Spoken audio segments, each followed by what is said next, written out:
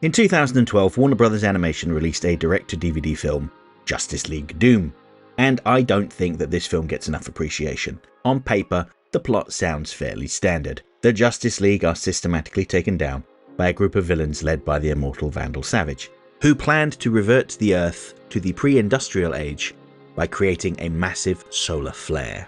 Yeah, alright, the way I described it, yes, it sounds pretty standard. But the hook of the film comes from the fact that Savage's tactics for taking down the members of the Justice League aren't his own. They're Batman's contingency plans. So the fact that Batman, this guy who is famously prepared for pretty much any eventuality, might have schemes for taking down each member of the Justice League if they were ever to go rogue, shouldn't be surprising. And yet it was. But I think that it was less the fact that he had these plans and more that he didn't tell anyone that he had them. This begs the question of how Savage knew about them, but I digress. The film is a very loose adaptation of an early 2000s Justice League of America storyline called Tower of Babel.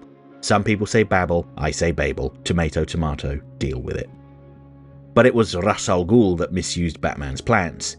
He also constructed a device that would render the world's population illiterate, unable to communicate with each other, and would have led to billions of deaths. Of course, the problem with Batman's plans was that, while they were very effective, they operated on the assumption that they would be used against a singular League member that had gone rogue, and didn't consider that the rest of the League might work together to overcome them.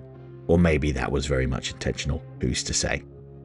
There's also the fact that Batman didn't have a set of plans for dealing with himself, other than trusting that the Justice League would be able to take him down. But then, that's another matter entirely. Anyway, it's an enjoyable film and I recommend watching it if you haven't seen it already. I could go into a scene-by-scene breakdown of the events of the film, but I'm sure that that's been done to death by now. What I want to talk about today is a curious side effect of voice director Andrea Romano's decision to bring back the majority of the DC animated universe voice actors to reprise their roles in this film. And it kind of makes Doom feel a bit like a lost episode of Justice League. And this was a bold decision, because Doom was a sequel to another direct-to-DVD animated feature, Justice League Crisis on Two Earths, which had its own separate voice cast. But Romano decided to bring back as many of the DCAU original cast members as she could. Ironically, Crisis on Two Earths was originally written to act as a bridge between the end of Justice League the Animated Series and Justice League Unlimited, but plans changed. As an aside, if you'd like to read the original DCAU script, it's hosted on the late writer Dwayne McDuffie's website and I have linked to it in the info button and the video's description. I personally find it easier to distinguish between Crisis on Two Earths and the DCAU because it has a different art style, features some characters that were never seen in the DCAU shows, and has an entirely different voice cast. But enough of the DCAU DNA remains that you could view it as being DCAU adjacent, and I know a lot of fans do. However, to me, Doom is different. It feels like an extended episode of Justice League, just by virtue of the fact that it was written by Dwayne McDuffie and the presence of the DCAU voice actors. Batman is voiced by the late great Kevin Conroy. Superman by Tim Daly, reprising his Superman the Animated Series role because Justice League's George Newbern was busy. Wonder Woman by Susan Eisenberg. The Flash by Michael Rosenbaum, Martian Manhunter by Carl Lumley, and Vandal Savage by Phil Morris. I'm certain that for some, it's easy to separate this film from the DCAU because of the different art style, and that is fair enough, you're not wrong at all. But when armed with the knowledge that Crisis on Two Earths, and by extension Doom, were intended to take part in the DCAU, I find myself focusing on that rather than the plot of the film. Whenever I watch Doom, I start thinking about continuity and canonicity and all the stuff that people like to argue about on the internet. As much as I try to keep an open mind, I am very guilty of this too. Show me a Batman Beyond video that I've made where I don't moan about the post-DCAU Batman Beyond comics. You will be hard-pressed to find one. This is because the things they did, like having Batman impregnate Barbara Gordon, the Joker coming back from the dead, or introducing Beyond versions of pre-existing Batman villains despite the fact it goes against the very spirit of the show and... oh god, I'm doing it again. In my mind, it's safe to ignore those comics because no one that worked on those shows had anything to do with them. To me, they are glorified fanfiction. I think I'm so vocal on that because I used to get a lot of comments with people conflating the events of the comics with the show, saying that they were proof that Bruce Timm had a weird obsession with Batman and Batgirl hooking up, despite the fact that he had nothing to do with those comics. Just because he likes drawing saucy pictures, that doesn't mean he deserves even half of the nonsense people spout about him. And in the handful of projects he has been involved in, where they had a relationship, he wasn't even the writer.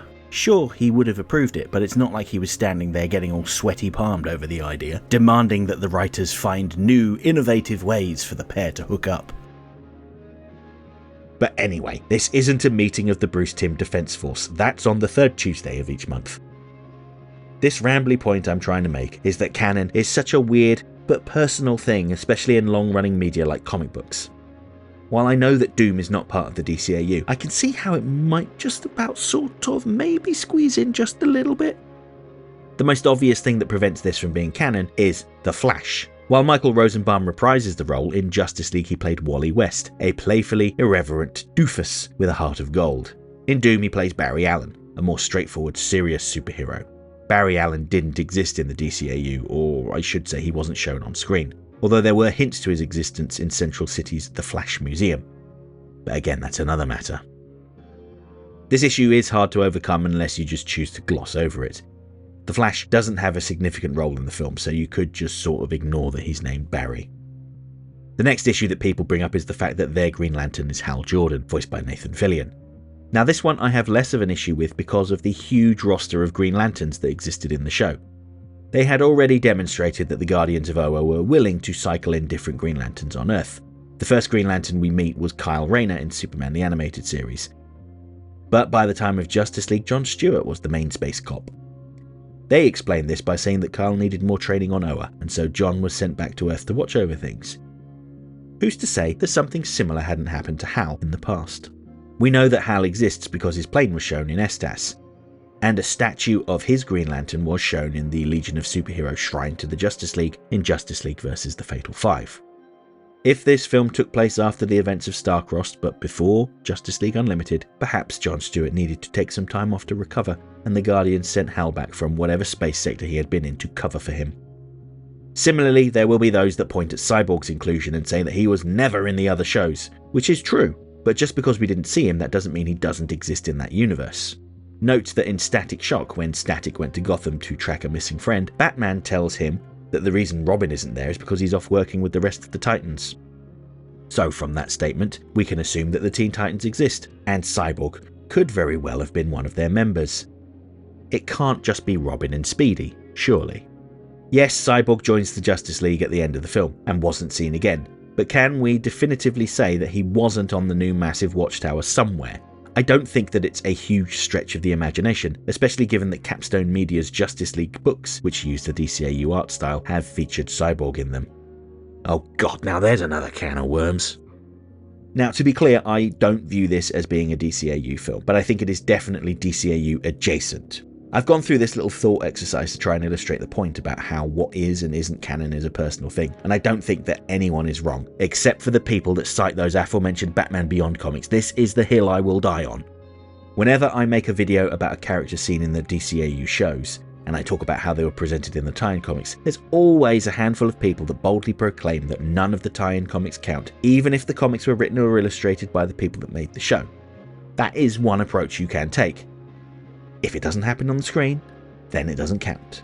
But what complicates things is when the shows reference events from the comics. For example, the first time Beat-Ass Batman met Etrigan the Demon in Batman Adventures Annual 2. The story was written by Bruce Timm and Paul Dini and illustrated by Glenn Murakami. All three were key creative people on Beat-Ass, and they referenced this comic in the new Batman Adventures episode The Demon Within.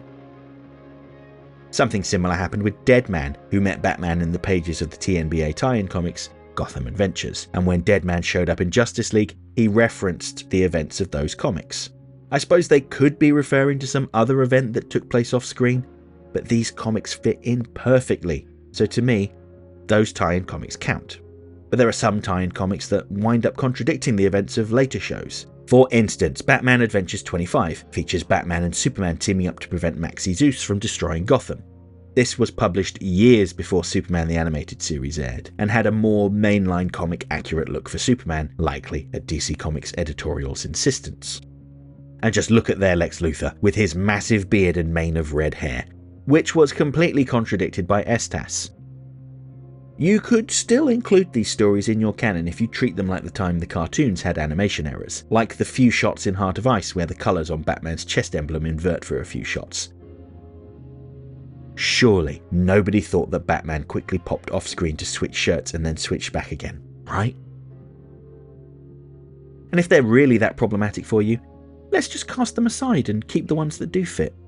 One of the great things about our hobby is that these universes live on in our heads, entirely independent from the people that made the shows and the comic books. And we love them, which is why we speak so passionately about silly things like what is and isn't canon. Because ultimately, it doesn't matter. And you're free to disagree with me on this. There are lots of people that will spend a lot of time talking about the timeline of various DC shows and the ideal episode watching order. But I prefer to focus on the art, what these shows mean, and the intentions of the people behind them, and why they are wonderful works of art that have stood the test of time and will endure long after the rest of us are dust. Which is a nice, positive note to end on.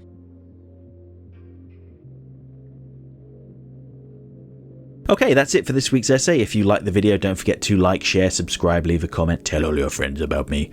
You know how YouTube works. If you really enjoyed the video and have the means, please consider making use of the thanks button to send a buck or two my way, because every little helps. I offer channel memberships for $1.99 a month. This will get you early access to my weekly video essay, priority responses to your comments, members-only videos, custom emojis, and an icon on your profile indicating that you're one of my people. And special thanks to my current channel members, who are all listed on the screen right now.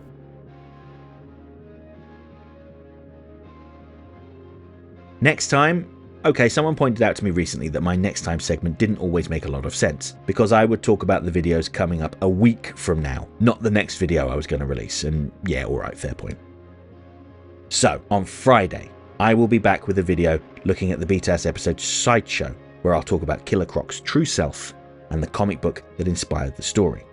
And next Monday, I'm going to talk about a Batman villain that has been getting a lot of attention recently, and that's Creature Commando's Dr. Phosphorus. But I do need to watch the show first. Hope to see you then.